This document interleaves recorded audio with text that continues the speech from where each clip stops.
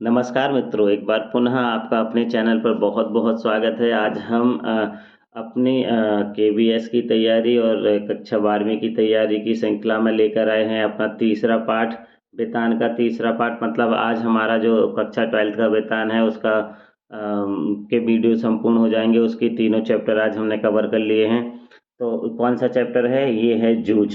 आज हम उसी जूझ पाठ के एक पंक्ति के प्रश्न उत्तर लेकर आए हैं और एक पंक्ति के प्रश्न उत्तर लेने कराने का मुख्य कारण ये है कि इससे आपके समय का में थोड़ा-सा सदुपयोग हो पाएगा, समय की बचत हो पाएगी और आप बहुत अच्छे से तैयारी कर पाएँगे।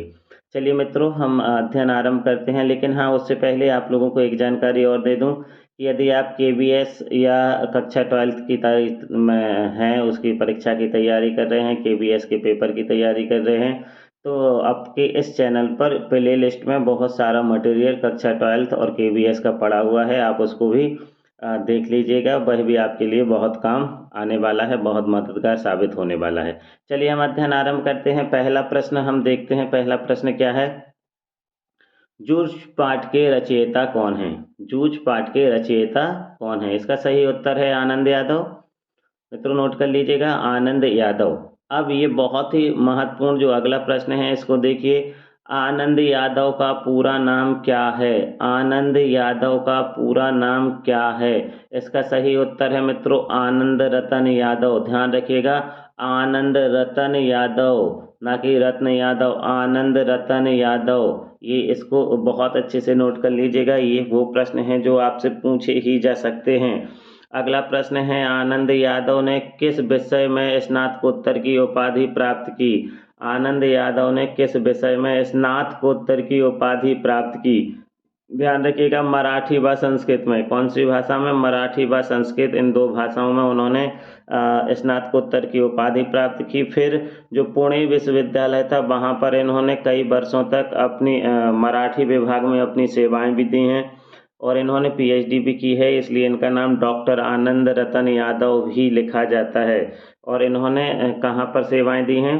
पुणे विश्वविद्यालय में मराठी विभाग में इन्होंने अपनी सेवाएं दी हैं। ये भी ध्यान रखिएगा, ये प्रश्न मैंने बनाया नहीं है लेकिन मैं आपको बताता चल रहा हूँ।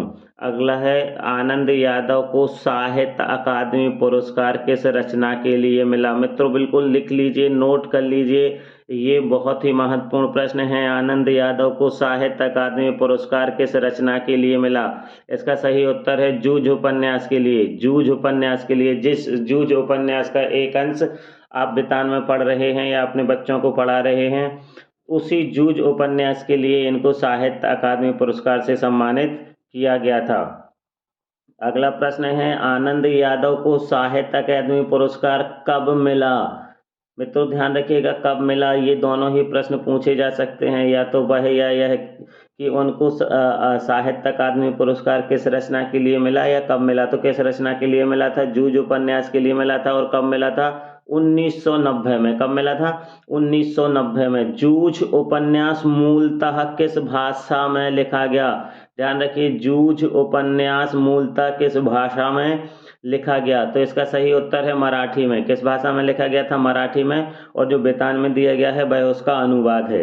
अगला है, जूझ शब्द का क्या अर्थ है? जूझ शब्द का क्या अर्थ है? तो इसका सही उत्तर है संघर्ष। क्या है इसका सही उत्तर? संघर्ष। ध्यान रखिएगा, संघर्ष। अगला है, लेखक आनंद यादव का मन कहाँ जाने के लिए तड़पता था? मित्रों लेखक आनंद यादव का मन कहाँ जाने के लिए तड़पता था? आपके साथ चार विकल्प आ सकते हैं।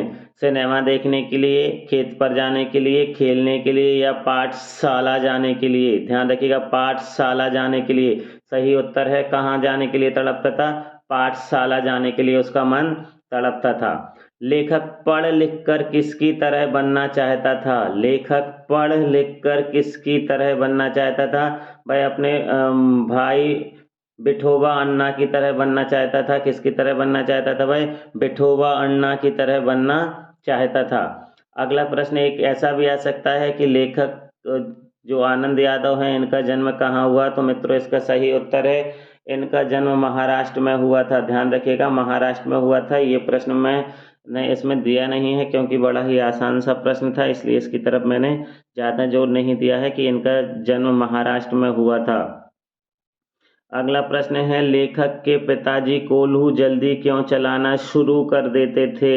लेखक के पिताजी कोल्हू जल्दी चलाना क्यों शुरू कर देते थे? इसका सही उत्तर है जिससे कि गुड़ के अच्छे भाव मिल सकें। लेखक खुद कहता है कि उनके पिताजी जो हैं वो गांव में सबसे पहले कोल्हू का काम चलाना शुरू कर देते हैं, और उनका उसमें उनकी समझ ये थी, मतलब उनके पिता शायद इस मामले में थोड़े से समझदार थे कि यदि पहले मार्केट में अपना गुड़ आएगा, बाजार में गुड़ आएगा, तो उस समय गुड़ की कमी रहेगी और भाव अच्छा मिल जाएगा।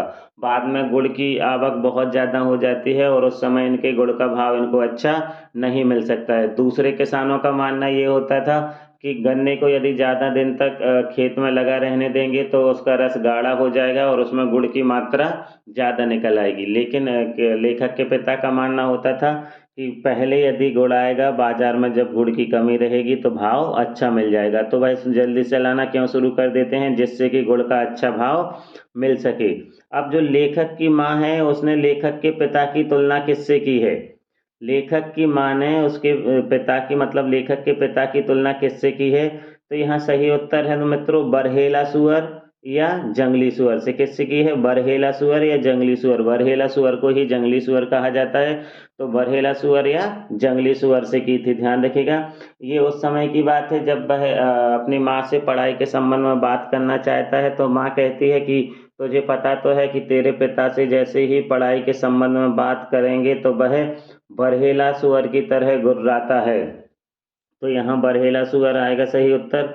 अगला प्रश्न है, लेखक के पिता का क्या नाम था? मित्रों, लेखक के पिता का क्या नाम था? इसका सही उत्तर आएगा रत्नप्पा। इसका सही उत्तर क्या है? रत्नप्पा।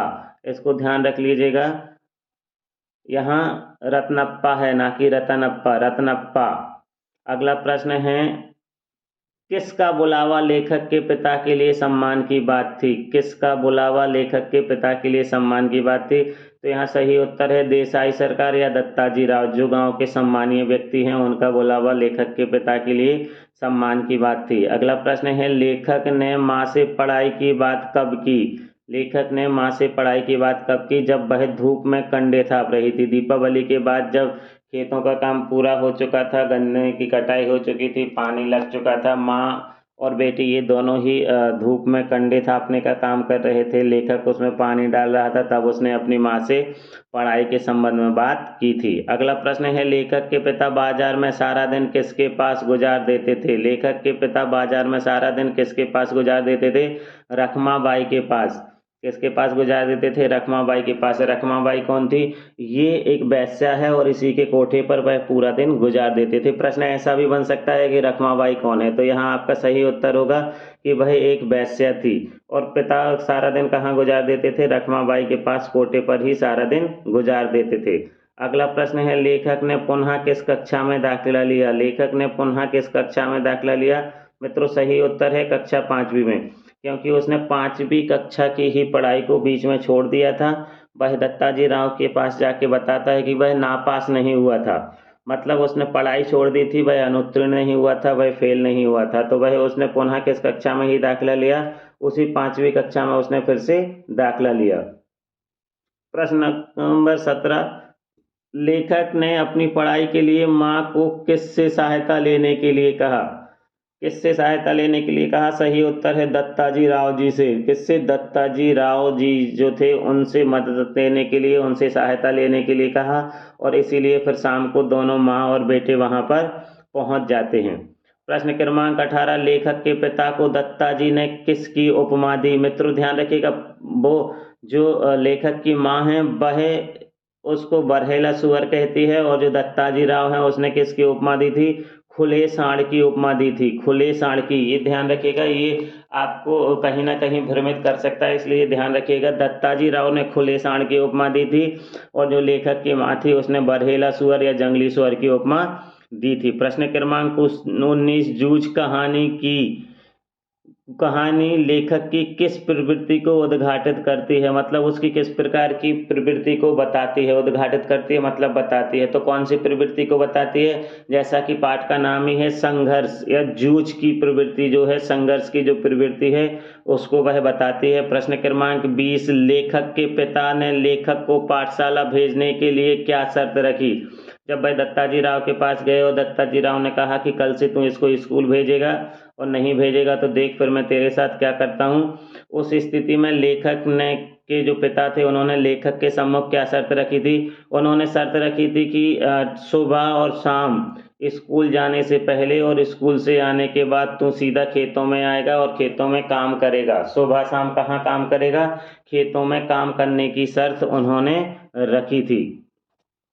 अगला प्रश्न है, जूझ पाठ में लेखक की माँ जो थी उसने लेखक को वह कम से कम कितना पढ़ाना चाहती थी। उसकी कितनी इच्छा थी कि उसका बेटा कम से कम कितना पढ़े, तो हमने पाठ में पढ़ा है कि वह चाहती थी कि वह कम से कम 7वीं कक्षा तक तो माँ उसको पढ़ाना चाहती ही थी। 7वीं कक्षा तक वह उसको पढ़ाना चाहती थी कि वो कम से कम 7वीं कक्षा तक पढ़ जाए। प्रश्न क्रमांक 22, लेखक ने कितने माह में कक्षा 5वीं की तैयारी करने का विश्वास दिलाया। ये ध्यान रखिएगा, कितने माह में उसने कक्षा 5वीं की तैयारी करने का विश्वास दिलाया। जब वह अपनी माँ से बात करता है तब भी वह कहता है कि अभी भी 2 माह हैं और मैं 2 माह में तैयारी करके कक्षा 5वीं पास कर लूँगा। तो कितने माह में, 2 माह में उसने 5वीं की तैयारी कराने का या तैयारी करने का विश्वास दिलाया था। प्रश्न क्रमांक 23, जूझ किस प्रकार का उपन्यास है। मित्रों ये प्रश्न बहुत ही महत्वपूर्ण है, बहुत ही महत्वपूर्ण है, ध्यान रखिएगा। जूझ उपन्यास जो है वह किस प्रकार का उपन्यास है, तो इसका सही उत्तर है आत्मकथात्मक। इसका सही उत्तर है आत्मकथात्मक, मतलब उन्होंने अपनी आत्मकथा के रूप में ही इस उपन्यास को लिखा है, तो इसका सही उत्तर आएगा आत्मकथात्मक। फिर लेखक जब कक्षा 5वीं में पहुंचा तो कक्षा 5वीं में उसका मॉनिटर कौन था। उसका मॉनिटर कौन था, उसका मॉनिटर था वसंत पाटिल। कौन था, वसंत पाटिल। ध्यान रखिएगा, ये जो वसंत पाटिल था ये बड़ा ही होशियार लड़का था, दुबला पतला था शरीर से लेकिन बहुत होशियार था। और गणित में होशियार होने के कारण ही जो गणित के अध्यापक थे, कौन थे, मंत्री नामक जो अध्यापक थे उन्होंने इसको कक्षा का मॉनिटर बना रखा था। प्रश्न क्रमांक 20, लेखक को मंत्री नामक अध्यापक क्या पढ़ाते थे। मैंने अभी आपको बताया, लेखक को मंत्री नामक जो अध्यापक थे वह क्या पढ़ाते थे, वह गणित पढ़ाते थे। वह गणित के अध्यापक थे और वह उसको गणित पढ़ाते थे। मास्टर लेखक को क्या कहकर पुकारते थे। ये बहुत ही महत्वपूर्ण प्रश्न है। जो मास्टर है वह लेखक को क्या कहकर पुकारते थे, वह उसको आनंदा कहकर पुकारते थे। और लेखक कहता है कि उसको आनंदा केवल उसकी माँ ही कभी कभी पुकारती थी, या अब उसको उसके जो ये मास्टर थे उसको आनंदा कहकर पुकारते थे, जो उसको बहुत अच्छा लगता था। तो क्या कहकर पुकारते थे, वह उसको आनंदा कहकर पुकारते थे। प्रश्न क्रमांक 27, किसकी दोस्ती से पाठशाला में लेखक का विश्वास बढ़ने लगा। जब वह गया सबसे पहले तो वह छोटे बच्चों, अपने उम्र से कम बच्चों के साथ बैठ के पढ़ने में उसको झिझक हो रही थी। फिर उसको पहले ही दिन जो चौहान का बच्चा था उसने परेशान कर दिया, वह हतोत्साह सा हुआ। फिर भी वह स्कूल जाता था कि चलो स्कूल जाने से कम अच्छा ये तो है कि उसको धूप में खेत में काम नहीं करना पड़ेगा, बारिश में सर्दी में उसको खेत में काम नहीं करना पड़ेगा, उसको उससे आराम मिलेगा। लेकिन उस कक्षा में एक व्यक्ति था जिसके कारण उसका विश्वास बढ़ने लगा। वह कौन था, वसंत पाटिल से जैसे ही उसकी दोस्ती हुई, जो उस कक्षा का सबसे होशियार लड़का था, तो उसका कक्षा में विश्वास बढ़ने लगा। प्रश्न क्रमांक 28, आनंद यादव ने कहाँ जाने के लिए संघर्ष किया। आनंद यादव ने कहाँ जाने के लिए संघर्ष किया। सही उत्तर आएगा मित्रों, पाठशाला जाने के लिए उन्होंने संघर्ष किया। पाठशाला जाने के लिए उन्होंने संघर्ष किया था। प्रश्न क्रमांक 29, आनंद यादव की पढ़ाई में कौन बाधक था। ध्यान रखिएगा, और जो बाधा उत्पन्न हो रही थी या उनके जो बाधक बन रहा था वह कौन था, तो कौन था, वह उनके पिताजी थे, जो नहीं चाहते कि आनंद यादव पढ़े, क्योंकि वह चाहते थे कि वह खेत पर काम करे जिससे कि उनको आराम मिल सके। तो अपने आराम के लिए वह आनंद यादव को पढ़ाना नहीं चाहते थे, उससे खेत पर काम कराना चाहते थे। तो आनंद यादव की पढ़ाई में बाधक कौन बन रहे थे? उसके पिताजी बन रहे थे। प्रश्न क्रमांक 30, दत्ताजी राव कौन थे? दत्ताजी राव कौन थे? दत्ताजी राव उस गांव के मुखिया या सर्वसम्मानित व्यक्ति थे मित्रों। उस गांव के मुखिया थे या सर्वसम्मानित व्यक्ति थे। प्रश्न क्रमांक 31, लेखक के मन की पीड़ा को कौन समझ पा रहा था? लेखक के जो मन की पीड़ा थी, कौन सी पीड़ा थी? उसके पढ़ ना पाने की उसको जो पीड़ा थी, क्योंकि वह पढ़ना चाहता था और उसके पिता उसको पढ़ा नहीं रहे थे, जिससे वह पीड़ित थी। और इस पीड़ा को कौन समझ पा रहा था? केवल जो लेखक की माँ है वही इस पीड़ा को समझ पा रही थी। कौन समझ पा रहा था? लेखक की माँ। हम आगे बढ़ते हैं प्रश्न क्रमांक 32 की तरफ। प्रश्न क्रमांक 32 क्या है? प्रश्न क्रमांक 32 कहता है, लेखक की कक्षा का सबसे शरारती बच्चा कौन था? लेखक की कक्षा का सबसे शरारती बच्चा कौन था? कौन था? चौहान का जो लड़का था। लेखक कहता है वहाँ एक चौहान का लड़का था जो बहुत ही शरारती था और उसने पहले ही दिन लेखक को बहुत परेशान किया था। प्रश्न क्रमांक 33, डॉक्टर आनंद यादव को किस उपन्यास का प्रकाशन भारतीय ज्ञानपीठ द्वारा किया गया? ध्यान रखिएगा मित्रों, ये कौन सी रचना थी जिसका प्रकाशन भारतीय ज्ञानपीठ द्वारा किया गया? ये बहुत ही महत्वपूर्ण प्रश्न है। तो वह उनका कौन सा उपन्यास था? नटरंग उपन्यास। कौन सा उपन्यास था? नटरंग उपन्यास। इसका प्रकाशन भारतीय ज्ञानपीठ द्वारा किया गया था। कौन से उपन्यास? नटरंग। और साहित्य अकादमी किसके लिए मिला? जूझ के लिए मिला। अगला प्रश्न है, बसंत पाटिल किस विषय में होशियार था? मित्रों यहाँ ध्यान रखिएगा, यहाँ बसंत पाटिल है, मतलब यहाँ पाटिल भी आ सकता है, लेकिन यहाँ सही उत्तर है पाटिल। यहाँ विकल्पों में ये थोड़ा सा हेर फेर किया जा सकता है, इसलिए आप इसको ध्यान रखिएगा। बसंत पाटिल किस विषय का में होशियार था? किस विषय में होशियार था? गणित में। किस में? गणित में। गणित के ही मास्टर से, इसीलिए गणित के मास्टर उसको बहुत पसंद करते थे। प्रश्न क्रमांक 35, आनंद यादव किससे प्रभावित होकर कविता में रुचि लेने लगे? आनंद यादव जो थे उन्होंने किससे प्रभावित होकर कविताएं लिखना शुरू किया, उसमें रुचि लेना शुरू किया? तो ये इनके एक मराठी के मास्टर थे। किसके मास्टर थे? मराठी के। ये भी प्रश्न आ सकता है, सौंदलगेकर क्या पढ़ाते थे? तो ये मराठी के मास्टर थे। कौन थे? सौंदलगेकर। इनसे ही प्रभावित होकर इन्होंने क्या किया? कविता में रुचि लेना शुरू कर दिया। प्रश्न क्रमांक 36, कक्षा के सभी बच्चे किस शिक्षक से डरते थे? कक्षा के सभी बच्चे किस शिक्षक से डरते थे? तो जो गणित विषय के शिक्षक थे, कौन थे? मंत्री नामक शिक्षक। क्या पढ़ाते थे ये? गणित पढ़ाते थे ये मंत्री नामक शिक्षक, और इनसे ही सारे बच्चे डरते थे। ये कभी छड़ी से बच्चों को नहीं मारते थे, ये पीठ में हाथ से ही उनको मारते थे और बहुत भयंकर मारते थे। इसीलिए सारे के सारे बच्चे गणित के इन शिक्षक से डरते थे जिनका नाम मंत्री था। चलिए देखिए अगला प्रश्न उसी से संबंधित है। मंत्री नामक शिक्षक कौन सा विषय पढ़ाते थे? मंत्री नामक शिक्षक कौन सा विषय पढ़ाते थे? कौन सा विषय पढ़ाते थे? गणित विषय पढ़ाते थे। कौन सा विषय पढ़ाते थे? गणित। और जो सौंदलगेकर जी थे वह क्या पढ़ाते थे? वह मराठी पढ़ाते थे। ये दो प्रश्न आप ध्यान रखिएगा, ये भ्रमित करने वाले हो सकते हैं। प्रश्न क्रमांक 38, लेखक के गमछे को किसने छीना? जब लेखक पहले दिन ही कक्षा में गया और एक मटमैला सा गमछा डाल के गया था, तो उससे वो जो गमछा था वह गमछा किसने छीन लिया था? वो जो चौहान का लड़का था, जो चौहान का लड़का था, जो सबसे शरारती लड़का था, उसके द्वारा क्या किया गया? उसके द्वारा लेखक का जो मटमैला गमछा था उसको छीन लिया गया। अच्छा, फिर अगला प्रश्न, शरारती बच्चे ने, जो चौहान का लड़का था, जो कक्षा का जब से शरारती बच्चा था, लेखक के गमछे को कहाँ रख दिया? कहाँ रखा था? हाँ बिल्कुल, आप लोग बिल्कुल सही जा रहे हैं। मास्टर की जो मेज थी उसके ऊपर उन्होंने क्या कर दिया था? इस गमछे को रख दिया था। जैसे ही मास्टर आया तो उस गमछे को वहां पर रख दिया गया था। प्रश्न क्रमांक 40, लेखक अपनी पुरानी पुस्तकें किस में रख कर ले जाता था? लेखक अपनी पुरानी पुस्तकें किस में रख कर ले जाने लगा? मित्रों यहाँ वो जो लट्ठे का बना हुआ बैग था उस या थैला था, उसमें उसने अपनी सारी किताबें रखी और उसको लेकर जाने लगा। प्रश्न क्रमांक 41, लेखक ने आरंभ में कविता लिखने का प्रयास किन विषयों पर किया?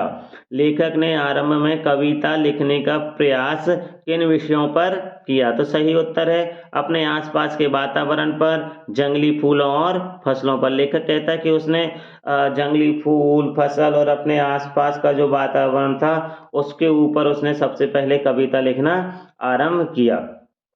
प्रश्न क्रमांक 42, लेखक खेतों में अकेला क्यों रहना चाहता था? देखिए, अब वह अकेला रहना पसंद करने लगा था। और क्यों रहना पसंद करने लगा था? क्योंकि उसको कविता गाने के लिए वहाँ माहौल मिल जाता था। अकेला रहता था तो वह खुलकर कविता गा सकता था, उसको स्वर या स्वर की कोई चिंता नहीं होती थी, वह निश्चिंत होकर कविता गा सकता था। इसलिए उसको खेतों में अकेला रहना अच्छा लगने लगा था, या वह खेतों में अकेला रहना चाहता था। कागज और पेंसिल के अभाव में लेखक कहाँ कविता लिखता था? ये बहुत ही महत्वपूर्ण प्रश्न है मित्रों, इसको बहुत अच्छे से ध्यान रखिएगा। कागज और पेंसिल के अभाव में लेखक कहाँ कविता लिखता था? सही उत्तर है भैंस की पीठ पर या पत्थरों पर। कहाँ पर? भैंस की पीठ पर या पत्थरों पर। भैंस की पीठ या पत्थरों पर, ध्यान रखिएगा इस प्रश्न को, ये बहुत ही महत्वपूर्ण प्रश्न है। प्रश्न क्रमांक 44, लेखक आनंद यादव जो थे, इनके किस कविता को सिनेमा के एक गीत की तर्ज पर गाया था? एक कविता थी जिसको इन्होंने सिनेमा के एक गीत की तर्ज पर उसी छंद में गाया था। कौन सी कविता थी? ये प्रश्न मित्रों आप लोगों के लिए है, यहाँ आप देख लीजिएगा। इसका उत्तर ने नहीं दिया है, इसका सही उत्तर आप लोगों को ही देखना है। वैसे मैं इसका सही उत्तर आपको बता देता हूँ। चांद पसारते ही जो एक कविता है, इस पर उन्होंने सिनेमा के गीत पर गाया था। लेखक ने पाठशाला जाने के लिए माँ से क्या मंगवाया? लेखक ने पाठशाला जाने के लिए माँ से क्या मंगवाया? नाड़ी वाली 2 चड्डी। क्या मंगवाई थी? नाड़ी वाली 2 चड्डी। चौहान के शरारती बच्चे ने लेखक का गमछा लेकर उसका क्या किया? पहले लेखक सोचता है कि उसका गमछा आज गया, लेकिन ऐसा कुछ नहीं हुआ। उसने उसको सिर से बांधा और किसकी नकल करने लगा? वह मास्टर की नकल करने लगा। तो गमछा लेकर उसने क्या किया? मास्टर की नकल करनी शुरू कर दी। अगला प्रश्न है, जूझ कहानी के अनुसार कविता के प्रति लगाव के बाद अकेलेपन के प्रति लेखक में क्या परिवर्तन आया? पहले अकेलापन अच्छा नहीं लगता था, काटने दौड़ता था। अब अकेलेपन के प्रति लेखक में क्या परिवर्तन आया? उसको अकेलापन अच्छा लगने लगा, वह उपयोगी लगने लगा। कैसा लगने लगा? अच्छा लगने लगा, वह उपयोगी लगने लगा। प्रश्न क्रमांक 48, लेखक के पिता ने दत्ताजी राव को लेखक को पाठशाला ना भेजने के पीछे क्या कारण बताया था? मित्रों ध्यान रखिएगा, क्या कारण बताया था? उसने बताया कि इसको गलत सलत आदतें लग गई हैं, बुरी आदतें लग गई हैं, इस कारण उसने उसकी पढ़ाई छुड़वा दी। वह बुरी आदतें क्या थी? वह जुआ खेलने लगा है और पढ़ाई करने नहीं जाता है, दिन भर खेलता रहता है। और कौन सी बुरी आदत लग गई है? चोरी छिपे वह सिनेमा देखने जाता है, उसको चोरी करने की आदत भी लग गई है। चोरी छिपे वह सिनेमा देखने जाता है और जुआ खेलने जैसी बुरी आदत लग गई है, इस कारण से उसने क्या कर दिया है? उसकी पढ़ाई छुड़वा दी थी। मित्रों उम्मीद करता हूँ ये तीनों के तीनों वीडियो आपको बहुत मददगार साबित होंगे। यदि आपने अभी तक इस चैनल को सब्सक्राइब नहीं किया है तो सब्सक्राइब कर दीजिए, जिससे आपको नोटिफिकेशन मिलते रहें। मैं बहुत जल्द अब आरोह के जो चैप्टर हैं उनके वीडियो आप लोगों के सम्मुख उपलब्ध कराऊंगा, और उसके बाद कक्षा 11वीं की वितान और आरोह के भी ऐसे ही एक पंक्ति में या बहुविकल्पीय प्रश्न आप लोगों के सम्मुख लेकर आने वाला हूं।